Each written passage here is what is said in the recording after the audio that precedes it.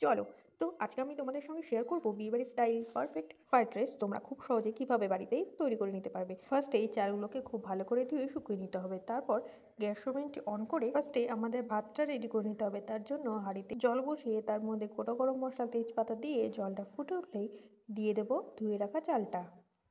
তারপর ভাতটা হয়ে গেলেই একটি কড়াই বসিয়ে তার মধ্যে পরিমাণ মতো সাদা তেল গরম করে ফোড়নে দিয়ে দেব গোটা গরম মশলা আর তেজপাতা।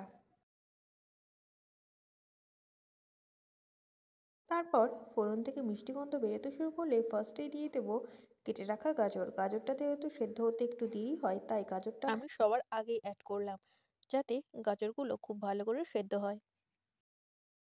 গাজরটা ভাজতে ভাজতে তার মধ্যে দিয়ে দিচ্ছি পরিমাণ মতো নুন। তারপর আবারও নাড়াচাড়া করে নিয়ে তার মধ্যে আমি অ্যাড করব আগে থেকে কেটে রাখা বিনস। বিনসগুলো দিয়ে সুন্দর করে নাড়াচাড়া করে একটু সময় নিয়ে বিনসগুলো ভেজে নেব।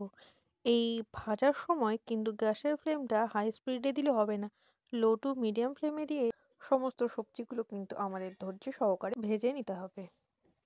তারপর আমি অ্যাড করছি কিছুটা পরিমাণে ক্যাপসিকাম কুচি।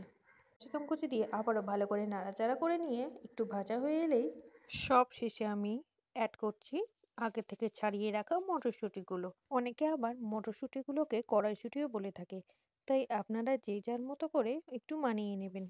তারপর কড়াইশুঁটিগুলো দিয়ে একটু নাড়াচাড়া করে নিয়ে ভাজা হয়ে আসলেই এর মধ্যে আমি অ্যাড করছি পরিমাণ মতো কাজু এবং কিশমিশ।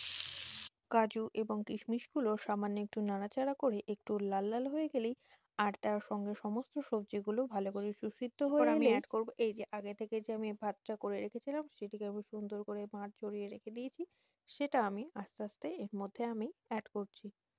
সমস্ত ভাতটা সুন্দর করে দেওয়া হয়ে গেলে এবার খুব হালকা হাতে নেড়ে চেড়ে সমস্ত সবজির সঙ্গে ভাতগুলোকে মিশিয়ে নিতে হবে।